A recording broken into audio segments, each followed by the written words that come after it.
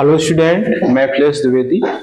आज मैं पॉलिटी के एक महत्वपूर्ण टॉपिक संघवाद के बारे में डिस्कस करने वाला हूं। ये टॉपिक एमपीपीएससी मेंस के अकॉर्डिंग बहुत इंपॉर्टेंट टॉपिक रहता है और यहाँ से लगातार मेंस में क्वेश्चंस पूछे जा रहे हैं, जिस पर हम चर्चा बाद में करेंगे। प्री के हिसाब से भी ये काफी इंपॉर्टेंट टॉपिक रहता है। हालांकि प्री में ये सिलेबस में मेंशन नहीं किया गया है, लेकिन क्वेश्चन कभी कभी यहाँ से बन जाते हैं।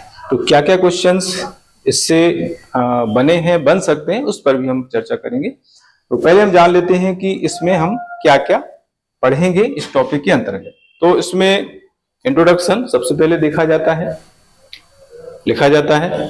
इसके बाद फिर उसका हम अर्थ जानेंगे, फिर इसके प्रकार, टाइप्स, फिर भारतीय संदर्भ में संघवाद की स्थिति क्या है उसके बारे में हम समझेंगे, फिर भारतीय संघवाद की प्रकृति, फिर भारतीय संघवाद की विशेषताएं और निष्कर्ष। इतनी चीजें हमें जो है इसके अंतर्गत पढ़ना है।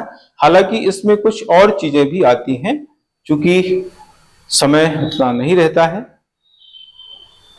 एक लेक्चर के हिसाब से, तो आज मैं इन्हीं बिंदुओं पर चर्चा करने वाला हूं। इस टॉपिक में इसके अलावा कुछ और चीजें भी आती हैं, जैसे भारत में संघात्मक तत्वों को सम्मिलित करने के पीछे रीजन क्या है, भारत में संघवाद की चुनौतियां क्या हैं, समस्याएं क्या हैं, इसके अलावा सरकार इसके लिए क्या कर रही है, यानी सरकारी पहल, सुझाव, ये भी जो है इसके अंतर्गत आ सकते हैं, आते हैं। लेकिन हम जो आज चर्चा करने वाले हैं, हम इन्हीं बिंदुओं पर चर्चा करेंगे। ठीक है, तो ये है। इसके बाद इसका इंट्रोडक्शन हम देखते हैं कि इंट्रोडक्शन में जो है हम क्या लिख सकते हैं। तो इंट्रोडक्शन ऐसा लिख सकते हैं कि भारत में प्रजातांत्रिक मूल्यों की अभिरक्षा के उद्देश्य से संघवाद की स्थापना या संघीय शासन व्यवस्था की स्थापना की गई है, जिसका प्रेरणा स्रोत कनाडा का संविधान है या कनाडाई मॉडल है। भारतीय संविधान के अनुच्छेद 1 के अनुसार भारत राज्यों का संघ है, यानी भारत को राज्यों का संघ कहा गया है, जो भारत को एक अखंड और एकीकृत भारत के रूप में निरूपित करता है। तो ये इस तरीके से आपको इंट्रोडक्शन ऐसे बताना है ना। स्टार्ट हम जितना अच्छा करेंगे उतने ही अच्छे जो है हमें मार्क्स मेंस में मिलेंगे। तो पहला जो पैरा होता है वो बहुत इंप्रेसिव होना चाहिए, खासतौर से जब हम लॉन्ग क्वेश्चन का आंसर लिख रहे होते हैं, तो है ना। तो इस तरह से हम प्रजातांत्रिक मूल्यों की अभिरक्षा से जो हम स्टार्ट कर सकते हैं। जैसे मैंने बताया है कि भारत में प्रजातांत्रिक मूल्यों की अभिरक्षा के उद्देश्य से संघीय शासन प्रणाली को स्थापित किया गया है, जो कनाडाई मॉडल से या कनाडा के संविधान से प्रेरित है। भारत के संविधान का अनुच्छेद 1 ये कहता है कि भारत राज्यों का संघ है, अर्थात ये अनुच्छेद जो है देश को एक अखंड और एकीकृत भारत के रूप में निरूपित करता है। तो इस तरीके से हमें जो है पहला पैरा बताना है, जो काफी इंप्रेसिव रहेगा। इसके बाद फिर इसके अर्थ के बारे में हम जानेंगे। देखिए, इसका अर्थ कि किसी शब्द का अर्थ जब हम लिखते हैं तो पहला अर्थ जो होता है वो शाब्दिक अर्थ होता है, यानी उसके शब्द से हम जो है अर्थ निकाल लेते हैं, है ना। वो शब्द जो है किस भाषा के शब्द से बना है, उसका मीनिंग क्या होता है। तो पहले आता है शाब्दिक अर्थ, फिर उसका हम भावार्थ बताते हैं और फिर अदर अर्थ बताते हैं। तो ये जो शाब्दिक अर्थ हम बताएंगे वो उसके शब्द से बताएंगे। संघवाद जो एक्चुअली जो वर्ड है ना, संघवाद का जो अंग्रेजी शब्द है फेडरलिज्म, फेडरलिज्म ना, ये जो शब्द अंग्रेजी शब्द है, ये लैटिन शब्द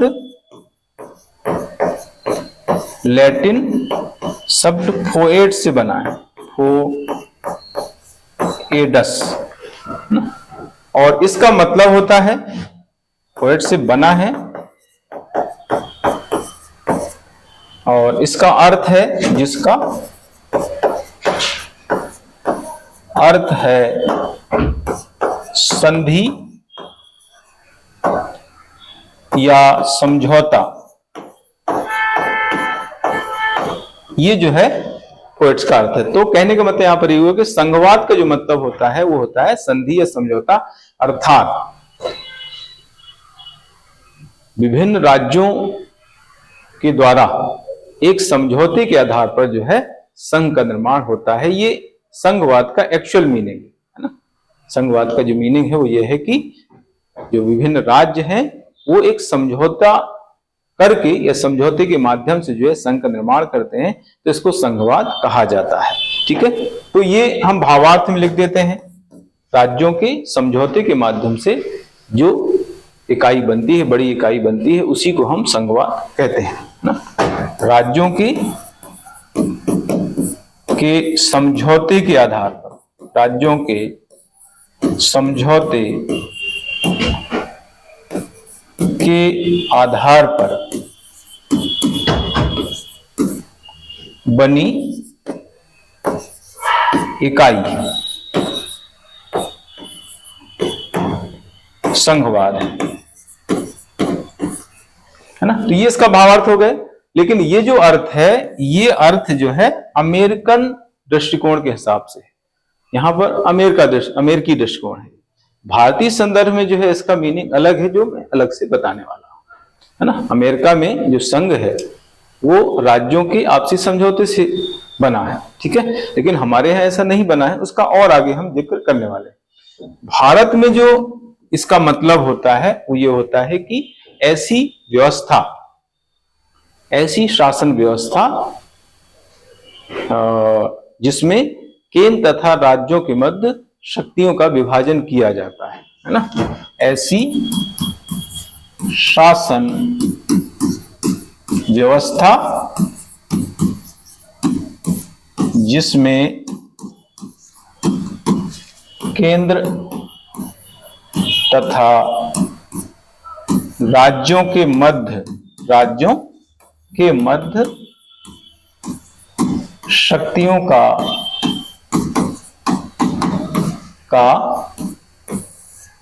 विभाजन किया जाता है, विभाजन किया जाता है ना। ये है भारतीय संदर्भ में संघवाद का मीनिंग। अब यहां पर थोड़ा सा और हमें समझना है। ज्यादातर स्टूडेंट्स को ये कंफ्यूजन होता है कि संघ, एक तरफ संघवाद है, एक संघीय है, एक संघात्मक है। तीन टर्म जो है यूज किए जाते हैं इसी संदर्भ, है ना। तो उसको मैं थोड़ा सा बता देता हूं।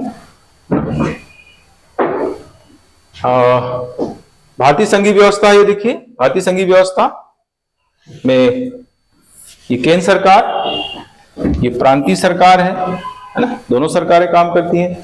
फिर सबसे नीचे जो है स्थानीय स्वशासन, लोकल सेल्फ गवर्नमेंट काम करती है ना। स्थानीय स्वशासन के अंतर्गत जो है दो इकाइयां होती, दो निकाय होते हैं। एक नगरीय निकाय होते हैं, म्युनिसिपल बॉडीज, और दूसरे ग्रामीण निकाय होते हैं, रूरल बॉडीज। ग्रामीण निकाय मतलब ये पंचायती राज व्यवस्था, इसको हम कहते हैं पंचायती राज व्यवस्था। ये ग्रामीण क्षेत्रों में काम करती है, ठीक है। स्थानीय निकाय, नगरीय निकाय के अंतर्गत नगर निगम, नगर पालिका, नगर पंचायत आती है। और पंचायती राज व्यवस्था के अंतर्गत जिला पंचायत, जनपद पंचायत और ग्राम पंचायतें आती हैं। तो ये पूरी जो है भारत की संघीय व्यवस्था इस तरह से काम करती है, ठीक है। अब हम, जैसा मैंने अभी बोला है कि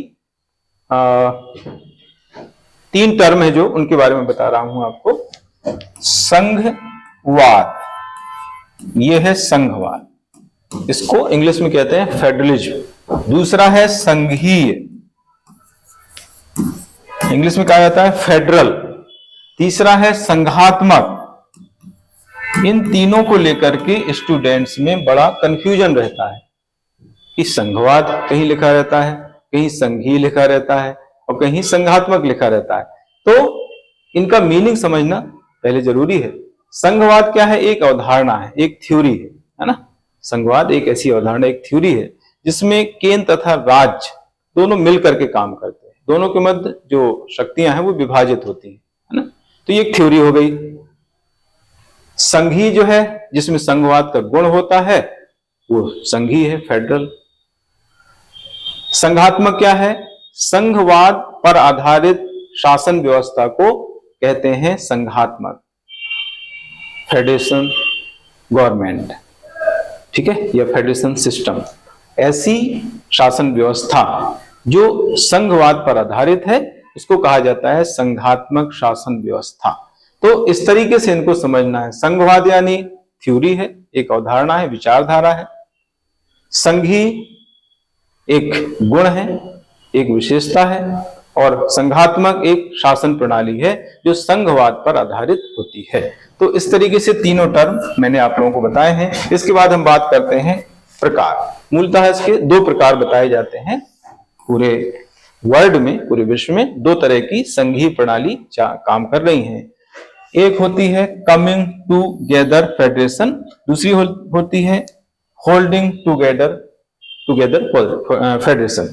कमिंग टूगेदर फेडरेशन, इसमें क्या होता है कि जो स्वतंत्र राज्य हैं वो मिल करके, आपस में मिल करके एक बड़ी इकाई को बनाने का काम करते हैं। इसी को हम कहते हैं संघीय इकाई, संघीय, है ना। स्वतंत्र राज्य जो है आपस में मिल जाते हैं, एक समझौता करते हैं, जिसके माध्यम से जो है एक बड़ी इकाई अस्तित्व में आती है। इसी को हम संघीय इकाई कहते हैं, ठीक है। इसमें क्या है, राज्यों को ज्यादा स्वायत्तता होती है ना, इसमें राज्य अधिक स्वायत्त होते हैं, अधिक स्वायत्त, राज्य अधिक स्वायत्त होते हैं। राज्यों की स्वायत्तता ज्यादा होती है अपेक्षाकृत, इसके अपेक्षा। और इसके अलावा इसमें ये जो संघीय प्रणाली, इसको कहते हैं अविनाशी राज्यों का अविनाशी संघ, इसको कहा जाता है ना।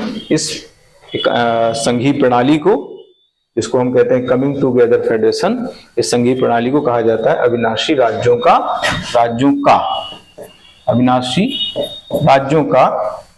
अविनाशी संघ। यानी कहने का मतलब यहां पर यह हुआ कि दोनों ही एक दूसरे को नुकसान नहीं पहुंचा सकते हैं, दोनों एक दूसरे को विखंडित नहीं कर सकते हैं, दोनों अविनाशी हैं। मतलब राज्य केंद्र का कुछ भी नहीं बिगाड़ सकते और केंद्र जो है राज्य का कुछ भी नहीं बिगाड़ सकते।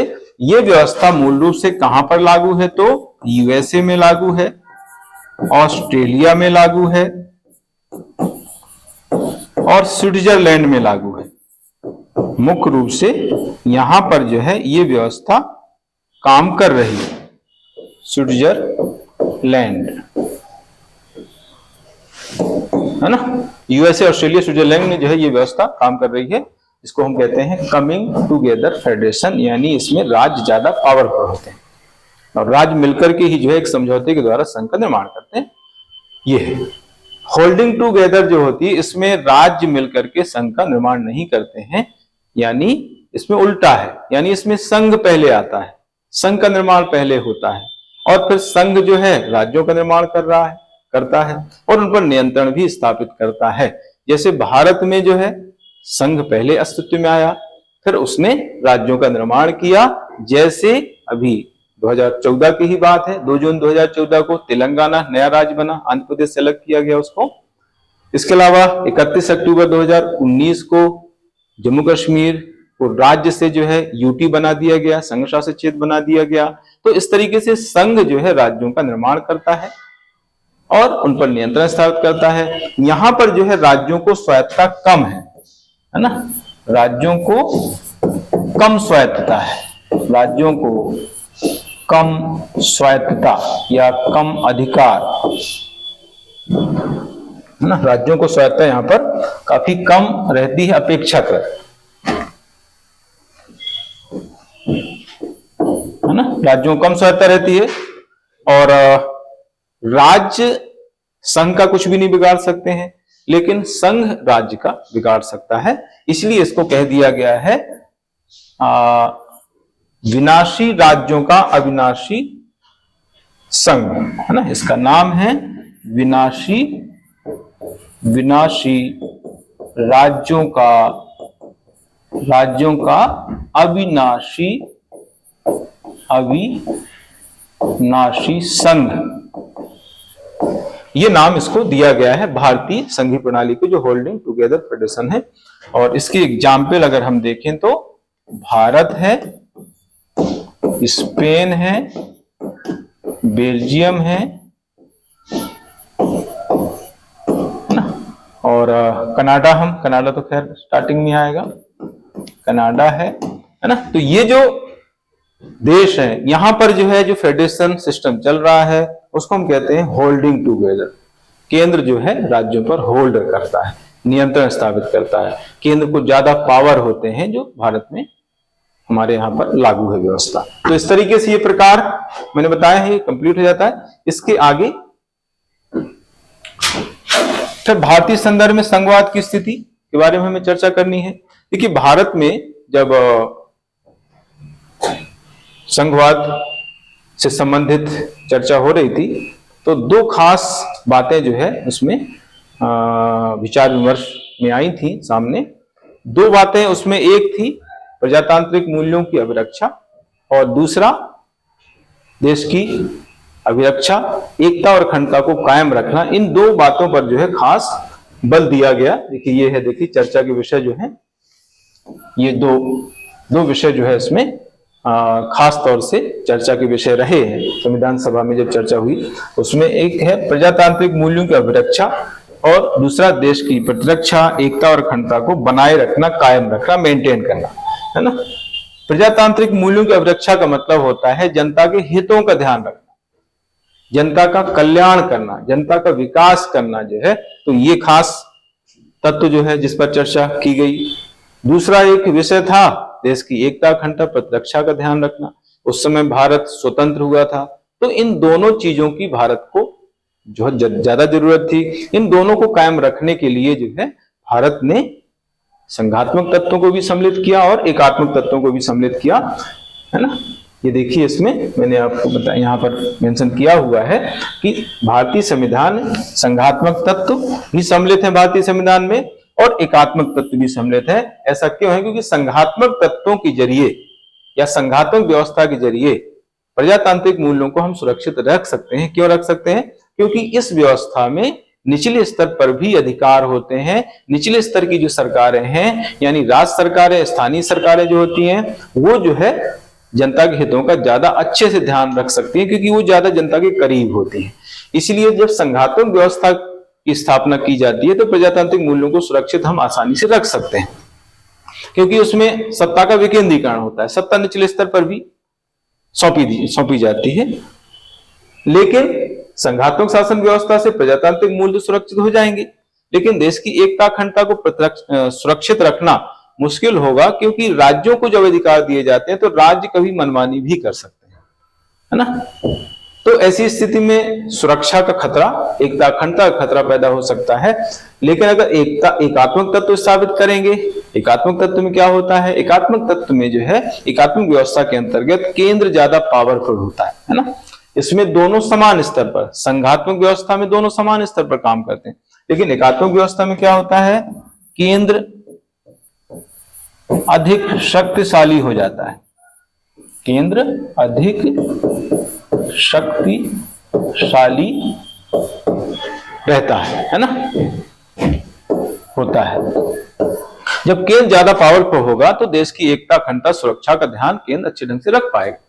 लेकिन चूंकि निचले स्तर पर अधिकार ही नहीं है, क्योंकि अधिकार तो पूरे केंद्र के पास रहते हैं, एकात्मक व्यवस्था में अधिकारों का बंटवारा नहीं होता है, विकेंद्रीकरण नहीं होता है कि एकात्मक व्यवस्था में सारे अधिकार केंद्र के पास ही रहते हैं, है ना। संघात्मक व्यवस्था में शक्तियों का विभाजन होता है, शक्तियां बांट दी जाती हैं, लेकिन एकात्मक व्यवस्था में शक्तियों का विभाजन ना होकर के सभी शक्तियां केंद्र के हाथों में निहित होती है।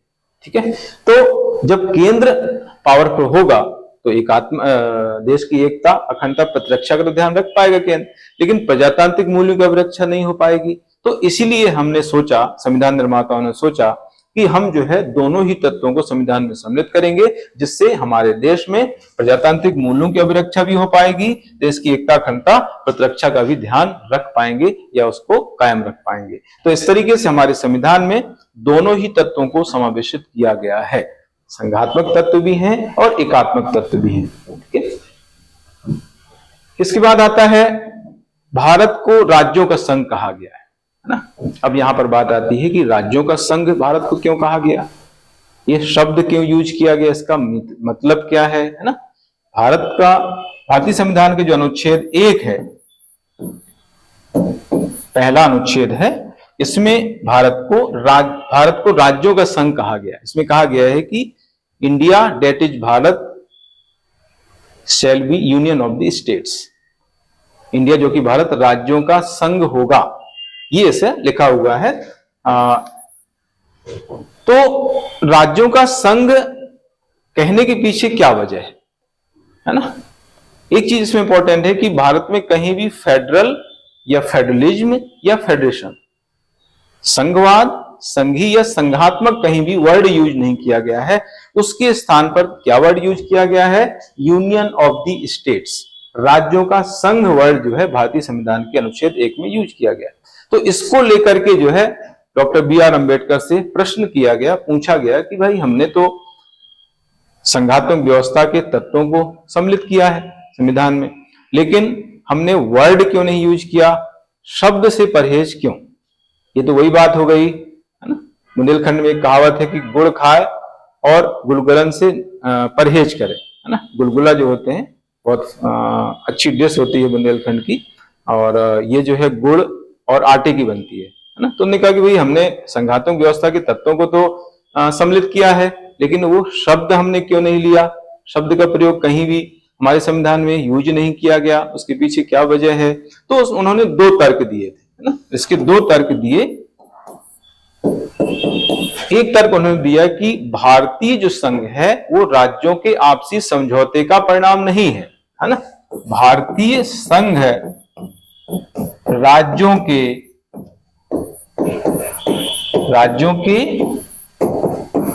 आपसी समझौते का परिणाम नहीं है। ये पहला तर्क उन्होंने दिया है। भारतीय संघ राज्यों के आपसी समझौते का परिणाम नहीं है, यानी भारतीय जो राज्य हैं उन्होंने समझौते के द्वारा संघ को नहीं बनाया, बल्कि संघ पहले अस्तित्व में आया और संघ ने जो है राज्यों को बनाया, जैसे मैं अभी बता चुका हूं। राज्यों का संघ जो वर्ड है ये हमने कहां से लिया है, ये कहां से प्रेरित है, तो ये जो है ब्रिटिश नॉर्थ अमेरिकन एक्ट जो है वहां से प्रेरित है ना। ये है ब्रिटिश नॉर्थ अमेरिकन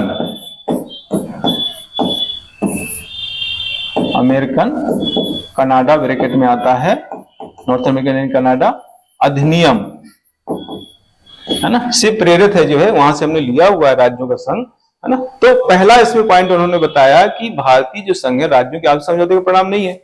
दूसरा उन्होंने बोला कि भारत को, दूसरा इसमें पॉइंट यहां पर मैं लिख रहा हूं, भारतीय राज्यों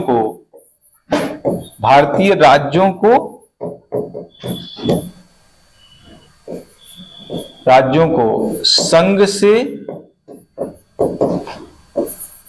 अलग होने का अधिकार नहीं है, संघ से अलग होने का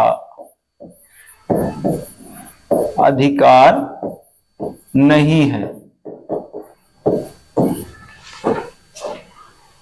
मतलब ना तो राज्यों ने मिलकर के संघ को बनाया है, जो अमेरिका में प्रचलित है व्यवस्था, इसलिए अमेरिका में फेडरेशन शब्द यूज किया गया, और राज्य संघ से अलग भी नहीं हो सकते हैं, दोनों चीजें नहीं है, तो इसलिए हमने जो है फेडरेशन शब्द यूज नहीं किया, बल्कि हमने वर्ड यूज किया राज्यों का संघ। तो राज्यों का संघ क्यों यूज किया गया, उसके पीछे क्या रीजन है, ये भी आपको एग्जाम में पूछ सकता है, 2 मार्क्स में पूछ सकता है या प्री में भी पूछ सकता है, यूपीएससी में ऐसे क्वेश्चन पूछे जाते हैं। ठीक है, भारत में जो संघीय प्रणाली है उसे राज्यों का संघ कहा गया है, क्यों, या भारतीय संविधान में संघात्मक शब्द यूज क्यों नहीं किया गया, राज्यों का संघ वर्ड क्यों यूज किया गया, अंबेडकर जी ने इसके बारे में क्या बताया।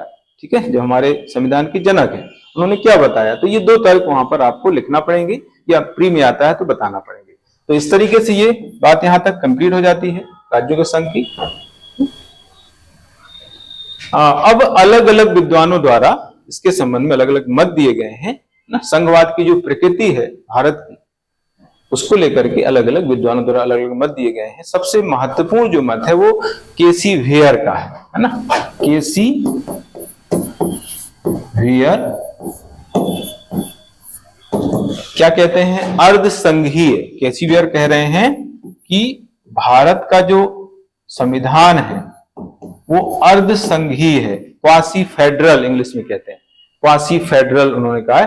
तो ये क्वेश्चन जो है एक बार मेंस एग्जाम में पूछ लिया गया है, 2 मार्क्स में पूछा गया था कि किस विचारक ने, किस विद्वान ने भारतीय संविधान को अर्ध संघीय क्वासी फेडरल कहा है। तो ये इंपॉर्टेंट हो जाता है। इसके बाद ग्रेनविल ऑस्टिन क्या बोलते हैं? ग्रेनविल ऑस्टिन, ग्रेनविल ऑस्टिन कहते हैं भारतीय जो संघवाद है वो सहकारी संघवाद है। उन्होंने कहा है सहकारी संघवाद, कोऑपरेटिव फेडरलिज्म है ना, इसको उन्होंने सहकारी संघवाद की संज्ञा दी हुई है।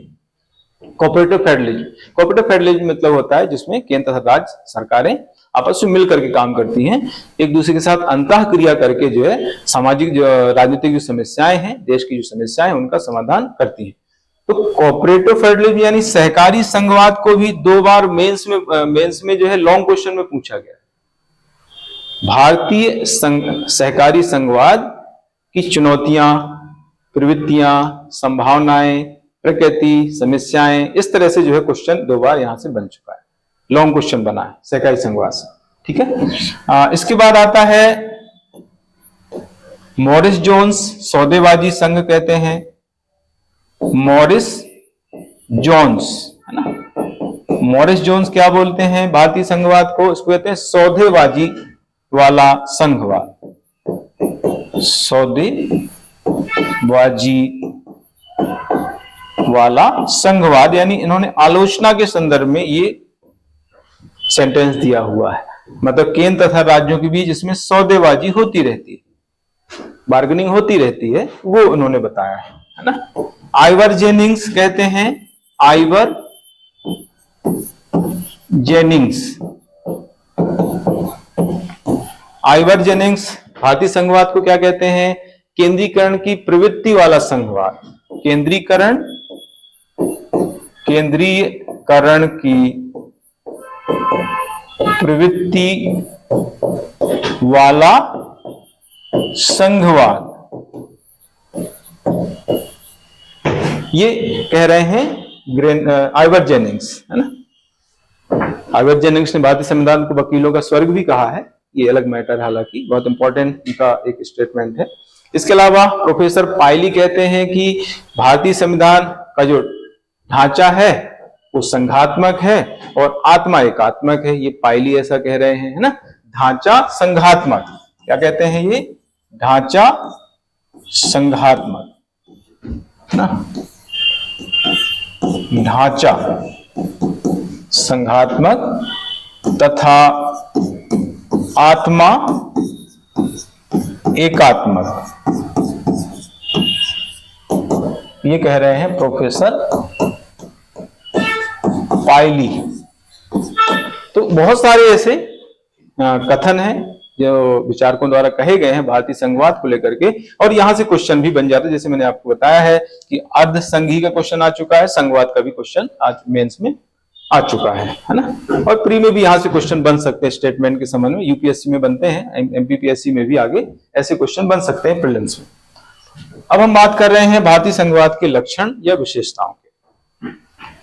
भारतीय संघवाद के लक्षणों में सबसे महत्वपूर्ण जो लक्षण आता है वो है केंद्र तथा राज्यों के मध्य शक्तियों का विभाजन। ये सबसे महत्वपूर्ण लक्षण माना जाता है और इसी पर आधारित हमारे यहाँ की संघीय प्रणाली मानी जाती है। तो ये है, देखिए, शक्तियों का जो विभाजन है ये 7वें अनुसूची के अंतर्गत किया गया है ना। भारतीय संविधान की जो 12 अनुसूचियां हैं उसमें एक अनुसूची है 7वीं अनुसूची, जिसमें केंद्र तथा राज्यों के मध्य शक्तियां विभाजित कर दी गई हैं। और ये जो विभाजन है ये जो है 3 सूचियों के अंतर्गत है। 3 सूचियों में संघ सूची, राज सूची, समवर्ती सूची। ये 3 सूचियां हैं। इन तीनों सूचियों के अंतर्गत हमें जो है क्या क्या पढ़ना है, देखिए इसमें जो संघ सूची है, तो संघ सूची के अंतर्गत पहले हमें पढ़ना है कुल विषय, है ना। इसमें कुल विषय कितने आते हैं, तो अगर एक मिनट, विषय देखेंगे हम, फिर इसमें कुल मूल देखेंगे, इसमें विषय, तो विषय में मूल विषय और कुल विषय दो तरह के। मूल इसमें 97 है और कुल अगर देखेंगे तो ये हो जाते हैं 100, ये ऐसे, है ना। तो इसमें टोटल 100 विषय हैं, लेकिन मूल विषय अभी भी 97 है। इसको लेकर के बच्चों को बहुत ज्यादा कंफ्यूजन होता है, तो मैं एक साथ तीनों के विषय बता देता हूं। यहां पर भी विषयों का उल्लेख मैं कर देता हूं। मूल यहां पर है 66 और इसके कुल हैं 61। यहां पर -5 है, यानी 42वें संविधान संशोधन अधिनियम 1976 के तहत राष्ट्र सूची के जो 5 विषय थे वहां से हटा दिए गए और उनको जो है समवर्ती सूची में डाल दिया गया। तो यहां पर विषयों की संख्या जो है 5 बढ़ गई है समवर्ती सूची में, राष्ट्र सूची में जो है विषय 5 कम हो गए हैं, लेकिन मूल जो संख्या है वो अभी भी वही रहेगी जो इसमें मैंने बताई है, 97, 66 और यहां पर है 47। ये +5 यहां पर किया जाता है। तो ऐसे ये मूल है ये, और ऐसे कुल मिला के हो जाते हैं ये 52 ऐसा। तो ये संख्या आपको बहुत अच्छे से ध्यान रखना है, क्योंकि इसको लेकर कंफ्यूजन बहुत ज्यादा बच्चों में होता है और बुक्स में भी अलग अलग ये संख्याएं दी जाती हैं। तो मेन जो संख्या है एग्जाम में अगर पूछी जाती है तो 97, ये 66 है और ये 47 है। यही जो है आपको अंततः ध्यान रखना होगा। प्री में कभी विषयों की संख्या पूछ लेते हैं तो आपको यही आंसर सही लगाना पड़ेगा। क्यों? क्योंकि जो भी लिस्ट है, आज भी जो हम लिस्ट देखते हैं, मूल संविधान जो है उसमें यही विषय, यही संख्या आती है लिस्ट में, 97 ही पॉइंट उसमें आते हैं। अगर कोई विषय जोड़ा गया है तो बीच में जो है जैसे 32A करके उसमें ऐड कर दिया जाता है, तो ऐसे संख्या उसमें ओवरऑल बढ़ जाती है, लेकिन मूल जो संख्या वो दिखाई जाएगी वो 97, 66 और 47 ही रहेगी। उसी प्रकार जैसे प्रकार से अनुच्छेद की बात हम करते हैं, अनुच्छेद 395 ही है, लेकिन भाई बच्चे कहीं पढ़ते हैं कि 450 हो गए, 465 हैं, ऐसा। तो मूल जो है 395 है और उसमें बीच में ABCD करके जोड़े गए हैं, तो उनको सबको मिला देते हैं तो संख्या बढ़ जाती है। लेकिन आपको कहीं भी जो है 395 के बाद कोई अनुच्छेद लिखा नहीं मिलेगा कि 396 अनुच्छेद में ये मेंशन किया गया है, 397 अनुच्छेद में ये मेंशन है, 400 अनुच्छेद में ये मेंशन, ये कहीं भी नहीं मिलेगा, क्योंकि मूल वही है 395 है। और 95 जो लास्ट जो आर्टिकल है वो निश्चित कर दिया गया, हटा दिया गया, लेकिन अभी भी 395 हम मान रहे हैं। तो वही चीज यहां पर है ना। इसके बाद इसमें कुछ उदाहरण दिए जाते हैं, जैसे इसमें प्रतिरक्षा है, वैदेशिक मामले हैं, 97 है। मैं इसमें कुछ खास बता रहा हूं, बहुत खास। वैदेशिक मामले, प्रतिरक्षा है, वैदेशिक मामले हैं, रेलवे है, बैंकिंग है, बीमा है, स्टॉक एक्सचेंज है, डाकतार है, जनगणना है, ये सारे संघ सूची के अंतर्गत विषय आते हैं। इनका महत्व क्या है? महत्व है राष्ट्रीय तथा अंतरराष्ट्रीय महत्व के विषय होते हैं। कैसे विषय होते हैं ये? राष्ट्रीय तथा अंतरराष्ट्रीय महत्व के विषय होते हैं। तो इसमें हम ऐसे लिख देंगे, राष्ट्रीय तथा अंतरराष्ट्रीय इनका महत्व है, अंतरराष्ट्रीय महत्व के ये विषय है। और फिर यहां पर विधि बनाने का अधिकार, इसमें विधि बनाने का अधिकार किसको होगा? विधि बनाने का अधिकार केवल संसद को दिया गया है, केवल संसद को दिया गया है। और किसी को यानी राज्य विधानमंडल को ये अधिकार किसी भी स्थिति में नहीं दिया जाता है।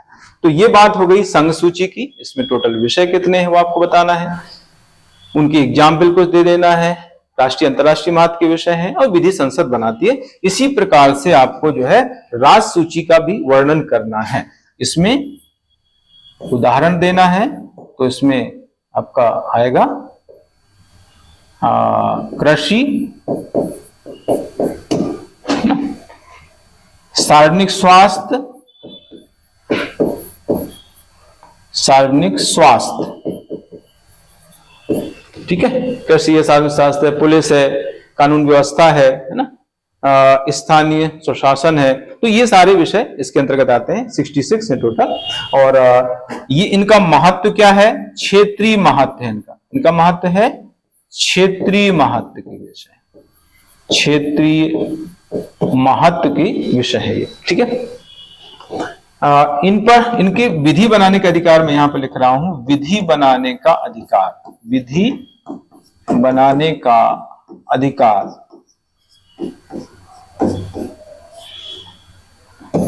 विधि बनाने का अधिकार सामान्य परिस्थितियों में तो राज्य विधानमंडल का है, लेकिन विशेष परिस्थितियों में संसद भी विधि बना सकती है।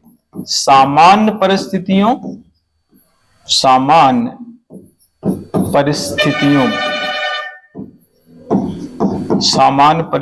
में राज्य विधानमंडल, राज्य विधानमंडल, स्टेट लेजिस्लेचर इसको इंग्लिश में कहा जाता है। और विशेष परिस्थितियों में यहां पर हम लिखेंगे विशेष परिस्थितियों में, विशेष परिस्थितियों में,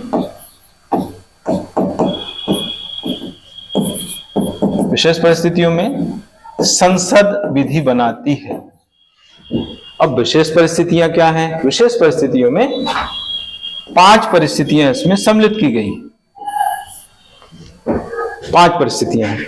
उसमें पहला अनुच्छेद 249 है, अनुच्छेद पहला है इसमें 249 कहता है कि अगर राज्यसभा राज्य सूची के किसी विषय को राष्ट्रीय महत्व घोषित कर देती है तो संसद जो है राज्य सूची के विषय पर विधि बना सकती है। ये पहली परिस्थिति, राज्यसभा को अधिकार दिया गया है, बाद में संसद विधि बनाएगी। जब राज्यसभा राज्य सूची का कोई विषय है उसको ज्यादा महत्वपूर्ण घोषित कर देती है, राष्ट्रीय महत्व घोषित कर देती है, तो संसद उस पर विधि बना सकती है। 249 में बात कही गई है। फिर अगला है 250 में कहा गया राष्ट्रीय आपात अगर लागू है देश में तो राज्य सूची के विषय पर विधि बना सकती है संसद। 250 में राष्ट्रीय आपात लागू होने की स्थिति में संसद को विधि बनाने का अधिकार दिया गया है। 252 252 में कहा गया है कि अगर किसी राज्य सूची के विषय 2 या 2 से अधिक राज्य, इसमें 252 में कहा गया है कि अगर 2 या 2 से अधिक राज्य जो है राज्यसभा को संसद को कहते हैं कि हमारे लिए राज्य सूची के विषय पर संसद विधि बनाए, तो संसद ऐसा कर सकती है। यानी 2 या 2 से अधिक राज्यों के कहने पर जो है राज्य सूची के विषयों पर संसद विधि बना सकती है, बनाती है। फिर आता है 253 ये अंतरराष्ट्रीय संधि से संबंधित है। अंतरराष्ट्रीय संधि अगर लागू करना है राज्य सूची के किसी विषय पर तो उसमें संसद तो विधि बनाएगी। अंतरराष्ट्रीय मामलों में संसद और केंद्र सरकार ही काम करती है ना। राज्य सूची के किसी विषय पर यदि अंतरराष्ट्रीय संधि लागू करना है तो संसद द्वारा उस विषय पर कानून बनाया जाएगा। लास्ट आता है अनुच्छेद 356। अनुच्छेद 356, इसमें राष्ट्रपति शासन की बात कही गई है। अगर राज्य में राष्ट्रीय शासन लागू है, चूंकि राष्ट्रीय शासन जब लागू होता है तो उस राज्य की विधानसभा निलंबित हो जाती है, सस्पेंड हो जाती है, यानी विधि बनाने वाला निकाय ही नहीं है उस राज्य में। तो फिर ऐसी स्थिति में उस पर्टिकुलर राज्य के लिए जहां पर राष्ट्रीय शासन लागू किया गया है उसके लिए संसद द्वारा विधि राज्य सूची के विषय पर बनाई जाएगी। ये जो है 5 परिस्थितियां हैं जब राज्य सूची के विषय पर भी संसद विधि बना सकती है। तो ये कहीं ना कहीं एकात्मक तत्व के अंतर्गत आता है ये। हालांकि मैंने यहाँ पर बताया है ये संघात्मक व्यवस्था में नहीं आता है। इसको हम संघात्मक एकात्मक तत्व में लिखते हैं, लेकिन चूंकि यहाँ पर बात हो रही है, ओवरऑल बात मैंने की है यहाँ पर, इसलिए मैंने बताया। अब बात यहाँ पर आती है बात समर्थित सूची की। समर्थित सूची में टोटल विषय मैंने बताए हैं 52, लेकिन मूल विषय 47 है। 5 विषय इसमें राज्य सूची के लेकर के इसमें डाल दिए गए हैं 42nd अमेंडमेंट के तहत। इससे इनकी संख्या जो है 52 हो गई है। इसमें उदाहरण अगर हम देंगे तो वन है, शिक्षा है, नापतौल है, पशुओं की सुरक्षा है, परिवार नियोजन है, जनसंख्या नियंत्रण है। ये जो है इसमें विषय बताए गए हैं। सामाजिक आर्थिक नियोजन है ना, परिवार नियोजन, जनसंख्या नियंत्रण, सामाजिक आर्थिक नियोजन, ये सारे जो विषय समर्थित सूची के अंतर्गत कहे जाते हैं। इनके इनका जो महत्व है, ये किस महत्व के हैं तो राष्ट्रीय तथा क्षेत्रीय महत्व के हैं। दोनों मिक्स हैं इसमें, राष्ट्रीय और क्षेत्रीय महत्व, है ना। तो इस तरीके से, और इनके संबंध में विधि बनाने का अधिकार दोनों को दिया गया है। समर्थित सूची के मामले में समर्थित सूची के जो विषय हैं, इन पर विधि बनाने का अधिकार केंद्र सरकार को भी है और राज्य सरकार के यानी केंद्रीय विधायिका संसद को है, राज्य की विधायिका राज्य विधानमंडल को है। लेकिन अगर विवाद की स्थिति पैदा हो जाती है, मान लीजिए केंद्र का कानून भी बन गया, राज्य का कानून बन गया, दोनों में कंट्राडिक्शन पैदा हो गया, तो केंद्र द्वारा यानी संसद द्वारा बनाया गया जो कानून होगा उसको मान्य किया जाएगा। तो ये है इस तरीके से ये ओवरऑल शक्तियों का विभाजन। शक्तियों का विभाजन जो है 2 जगह हमारे संविधान में मेंशन किया गया है। एक है 7वीं अनुसूची। 7वीं अनुसूची में 3 जो सूचियां उनमें विषय बताए गए हैं, उनकी संख्या बताई गई है, और विधि बनाने का जो अधिकार है वो जो है अनुच्छेद 246 में बताया गया है। यानी 2 प्रावधान हो गए शक्तियों के विभाजन संबंधी, 2 प्रावधान है। 246 में भी ये चीज बताई गई है। 246 में लिखा हुआ है कि कौन विधि बनाएगा किन विषयों के संबंध में, संघ सूची पर कौन विधि बनाएगा, राज्य सूची पर कौन विधि बनाएगा, समर्थित सूची पर कौन विधि बनाएगा, ये 246 में लिखा हुआ है। कितने विषय राज्य सूची में है, कितने संघ सूची में, कितने समर्थित सूची में है, ये 7वीं अनुसूची की तीनों सूचियों में बताया गया है। तो ये इस तरीके से अलग अलग यहाँ पर मेंशन किया गया। तो ये पहला इंपॉर्टेंट जो इसका लक्षण विशेषता है वो है शक्तियों का विभाजन। इसके बाद फिर आगे आता है दूसरा, कहें तो संविधान की सर्वोच्चता। संविधान की सर्वोच्चता,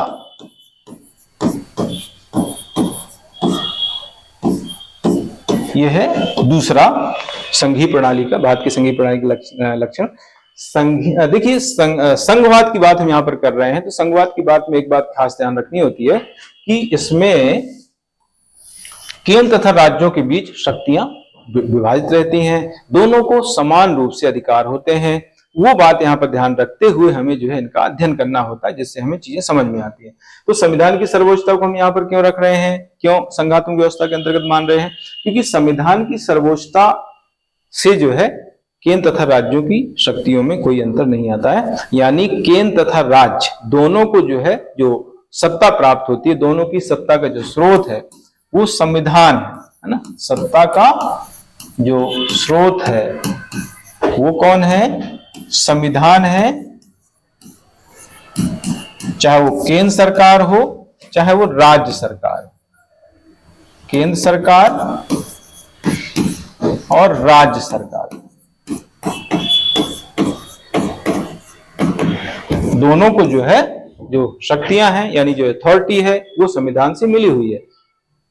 कोई भी संविधान से ऊपर नहीं है, चाहे केंद्र सरकार चाहे राज्य सरकार। तो मतलब संविधान की सर्वोच्चता के मामले में दोनों बराबर हो गए। दोनों में से कोई भी इसका उल्लंघन भी नहीं कर सकते। ऐसा नहीं कि भाई केंद्र सरकार को छूट है, राज्य सरकारों को छूट नहीं है ना। दोनों में से अगर कोई भी उल्लंघन करता है तो सुप्रीम कोर्ट इस पर संज्ञान लेता है और उसके संबंध में डिसीजन सुनाता है या उसको असंवैधानिक डिक्लेयर करता है। ठीक है, तो ये संविधान की सर्वोच्चता के आगे जो है दोनों बराबर है। तीसरा फिर पॉइंट आता है लिखित संविधान। लिखित संविधान,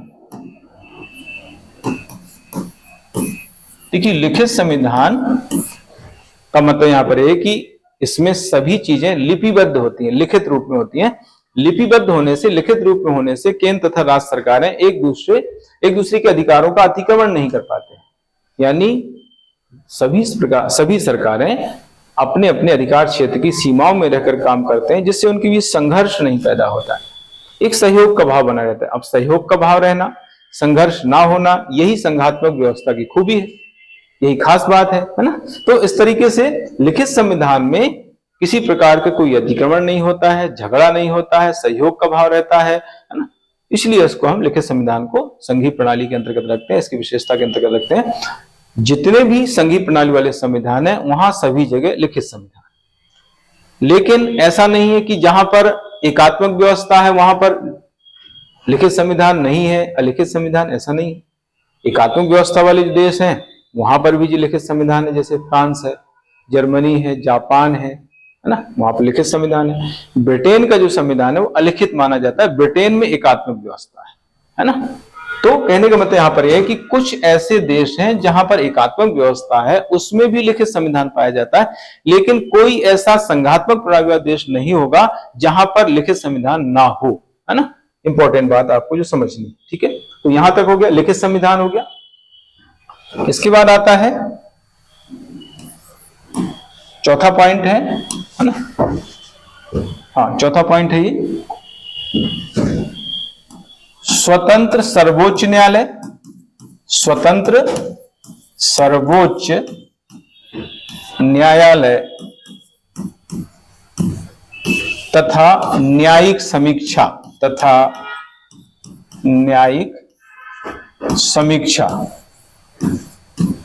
ये जो है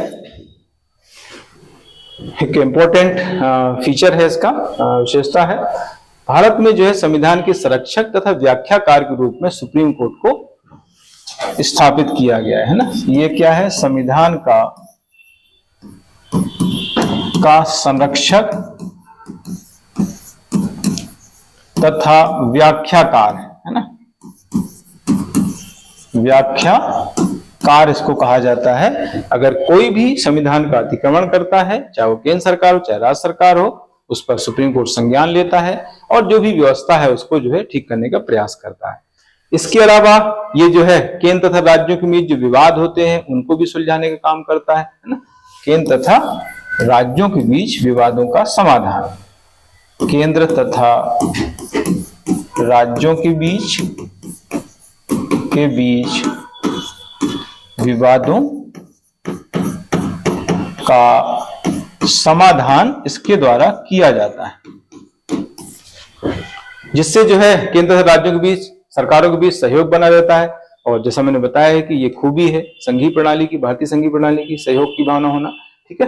तो इस तरीके से यह है न्यायिक समीक्षा। ये अलग से एक टॉपिक सिलेबस में दिया गया, हालांकि सिलेबस में इसके लिए न्यायिक पुनरावलोकन वर्ड यूज किया गया, इंग्लिश में कहते हैं जुडिशियल रिव्यू, लेकिन हिंदी में जो है वहां पर जो यूज किया गया वर्ड वो न्यायिक पुनरावलोकन वर्ड यूज किया गया है। जुडिशियल रिव्यू क्या होता है, अगर कोई भी ऐसा कानून या अध्यादेश, चाहे वो केंद्र सरकार का हो चाहे राज्य सरकार का हो, संविधान का उल्लंघन करने वाला होता है, तो सुप्रीम कोर्ट उसको रिव्यू करता है, उसकी समीक्षा करता है और उसको असंवैधानिक घोषित करता है, अर्थ शून्य घोषित कर देता है। इसी को हम कहते हैं न्यायिक समीक्षा। इसका अलग से टॉपिक है सिलेबस में।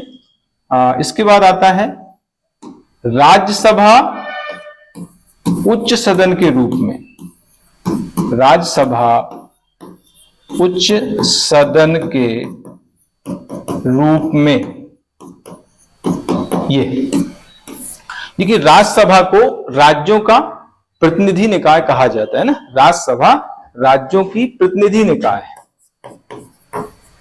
राज्यों की प्रतिनिधि निकाय इसको कहा गया है, प्रतिनिधि निकाय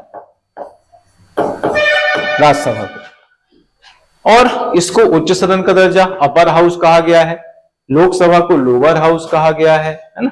वैसे ही राज्य में अगर कहें तो विधानसभा विधान परिषद होती है, जैसे लोकसभा वैसे राज्य में विधानसभा, इन दोनों को निम्न सदन कहा गया। राज्यसभा और विधान परिषद इनको अपर हाउस यानी उच्च सदन कहा गया है। तो राज्यसभा चूंकि राज्यों का प्रतिनिधित्व करती है, क्योंकि इस यहाँ पर जो सदस्य चुने जाते हैं वो राज्यों से चाहते हैं, राज्यों की जो विधायक होते हैं, निर्वाचित विधायक, वो जो है राज्यसभा के सदस्यों को चुनते हैं। तो राज्यों की प्रतिनिधि निकाय को ज्यादा महत्व देने के लिए इसको उच्च सदन कहा गया है। हालांकि इसको पावर उतने नहीं है, लोकसभा को ज्यादा पावर है, लेकिन इसको कहते उच्च सदन है। तो उच्च सदन कहने के पीछे राज्यों को महत्व देने की मंशा मानी जाती है। तो ये हो गया 5वां पॉइंट। इसके बाद आता है संविधान संशोधन प्रणाली। संविधान 6वां पॉइंट है ये, संविधान संशोधन प्रणाली। इसी को हम कठोर संविधान भी बोलते हैं, कठोर संविधान। ठीक है, रिजिड कॉन्स्टिट्यूशन। संविधान संशोधन प्रणाली का जो जिक्र है ये हमारे संविधान का अनुच्छेद 368(2) में किया गया है ना। इसका जो जिक्र है वो अनुच्छेद इसका है 368 का दूसरा क्लॉज है, ये है। तो इसमें 2 तरीके बताए गए हैं संविधान संशोधन करने के। तो पहला तरीका है संसद के विशेष बहुमत से संशोधन, बहुमत से संशोधन, ये पहला तरीका है। ठीक है, ये एक्चुअली जो तरीका है ये एक सरल तरीका है कि संसद अपने हिसाब से संशोधन कर सकती है। राज्यों से यहां पर कोई पूछताछ नहीं होती है, राज्यों से कोई पूछा नहीं जाता, राज्यों का इंपॉर्टेंस यहां पर नहीं होता। तो ये तो है तो लचीला संविधान, लचीला संविधान है क्योंकि आसानी से संशोधन हो रहा है। लेकिन ये किसका लक्षण हुआ? ये एकात्मक व्यवस्था का लक्षण हुआ क्योंकि राज्यों से पूछना नहीं पड़ता है। यहां पर एकात्मक तत्व है, बिना राज्यों के पूछे जो है ये व्यवस्था, ये संशोधन होता है, इसलिए इसको एकात्मक बोलते हैं। लेकिन आसानी से हो रहा है, राज्यों से बिना पूछे हो रहा है, तो आसान तरीका है, इसलिए उसको लचीला संविधान कहा जाता है। तो लचीला जो संविधान है वो एकात्मक तत्व माना जाता है। दूसरा जो तरीका है इसी में दिया गया है आर्टिकल 368(2) में, वो है संसद के विशेष बहुमत के साथ साथ कम से कम आधे राज्यों के अनुमोदन से संशोधन, ये है ना। संसद के विशेष बहुमत के साथ साथ कम से कम है, कम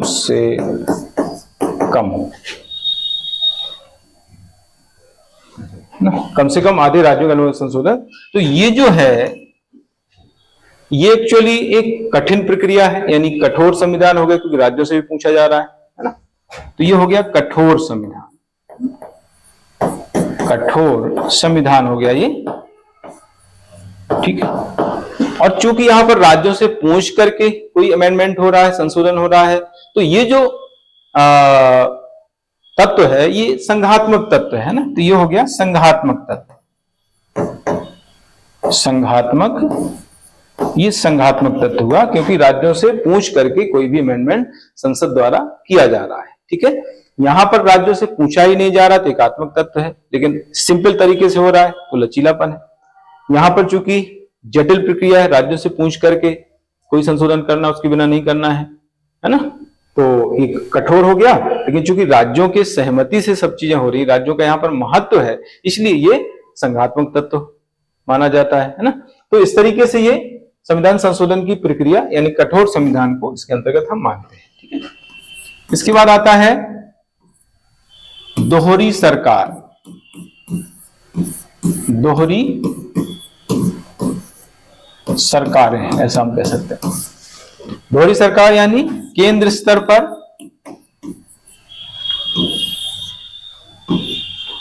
केंद्र सरकार काम करती है और राज्य स्तर पर राज्य सरकार। तो दो सरकारें जो है हमारे देश में काम कर रही हैं, नीचे स्थानीय सरकार भी है। तो ये दोनों सरकारें जो है अपने अपने अधिकार क्षेत्र की सीमाओं में रहकर काम कर रही हैं और इनमें किसी प्रकार का विरोध नहीं होता है। एक सैद्धांतिक तौर पर हम कहें, व्यवहारिक तौर पर तो होता है, लेकिन सैद्धांतिक तौर पर इन पर कोई विरोध नहीं होता है। इसलिए जो है दोहरी सरकार का जो तत्व है ये संघात्मक तत्व के अंतर्गत माना जाता है। इसके बाद आता है दोहरा उद्देश्य। दोहरा उद्देश्य ये कौन सा पॉइंट होगा? ये 8वां पॉइंट है। दोहरा उद्देश्य 8वां पॉइंट है। दोहरा उद्देश्य कौन सा है? दो उद्देश्यों को लेकर के जो है संघीय प्रणाली काम करती है हमारे यहां पर भारत में। एक है एकात्मक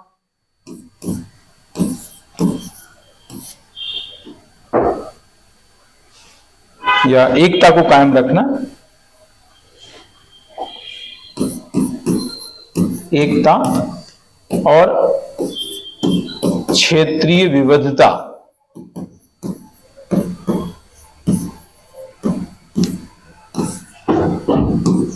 को कायम रखना, कायम।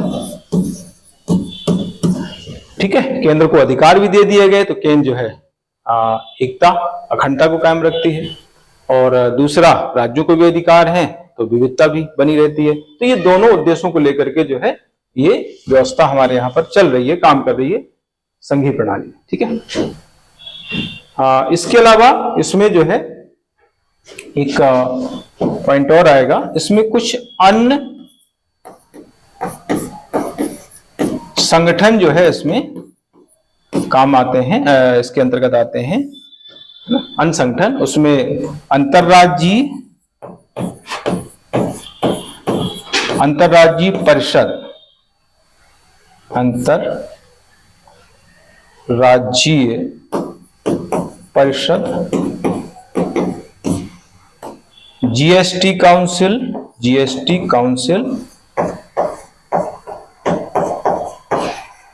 जीएसटी काउंसिल है। और फिर नीति आयोग, नीति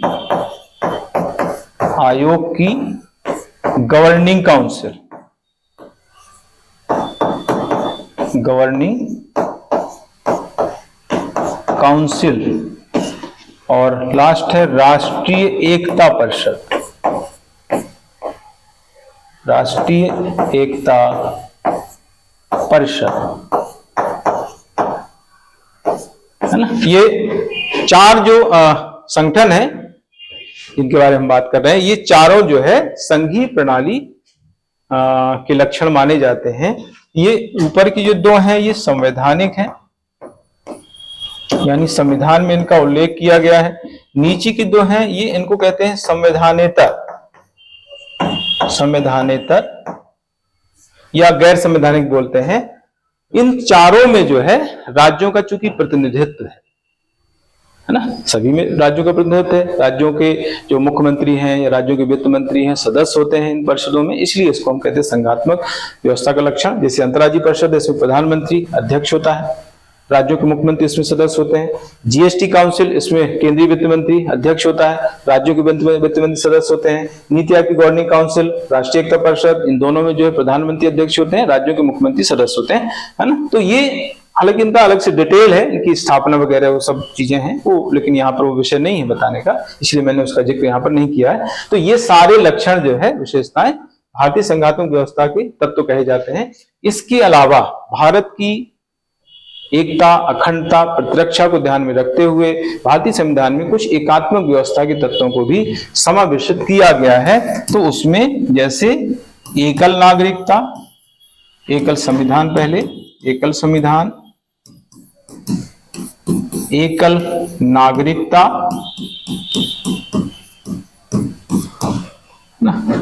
एकीकृत न्यायिक प्रणाली, एकीकृत न्यायिक व्यवस्था, राष्ट्रपति की आपातकालीन शक्तियां,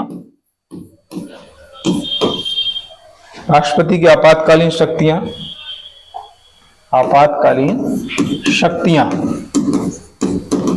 है ना।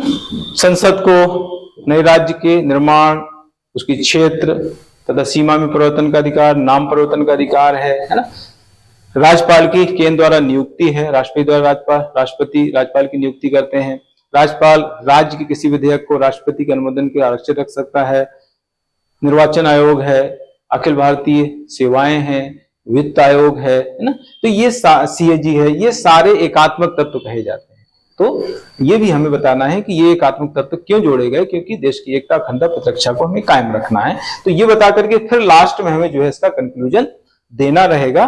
कंक्लूजन हम कैसे लिखेंगे, हम इस तरह से बता सकते हैं कि इस प्रकार भारत में ऐसी संघीय व्यवस्था को स्थापित किया गया है जिसमें केंद्र शक्तिशाली है, जिसमें केंद्र पावरफुल है, जो समय की मांग है ना।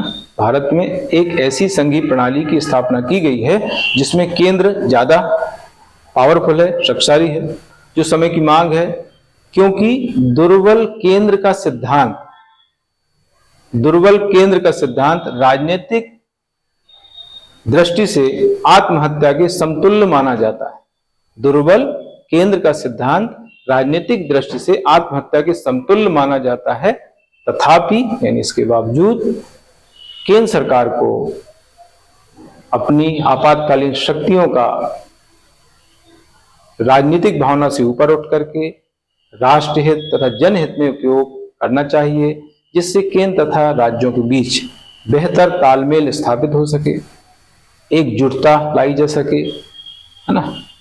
एक अखंड भारत को प्रदर्शित किया जा सके, जैसा कि ऑपरेशन सिंदूर के माध्यम से भारत का लोहा पूरे विश्व ने माना, भारत की एकजुटता, भारत के पावर को जो है पूरे विश्व ने स्वीकार किया है। तो इस तरीके से आपको जो है इसका कंक्लूजन बताना है। यानी कहने का मतलब यहां पर यह हुआ कि आपको जो है ऑपरेशन सिंदूर को जो है इसमें लिंक करना है। ऑपरेशन सिंदूर का इसमें लास्ट में मेंशन करना है, जिससे आपका जो कंक्लूजन है वो काफी प्रभावी हो पाएगा। ठीक है, क्योंकि लॉन्ग क्वेश्चन में जो है कंक्लूजन, इंट्रोडक्शन बहुत अच्छा होना चाहिए, उसी के आधार पर आपको मेंस में अच्छे मार्क्स मिलते हैं। इसलिए हमें जो है उसको बेहतर बनाने का प्रयास करना चाहिए। तो इस तरीके से टॉपिक पूरा हो जाता है। आज के लिए इतना ही। आप सभी का दिन शुभ हो। जय हिंद, गुड लक।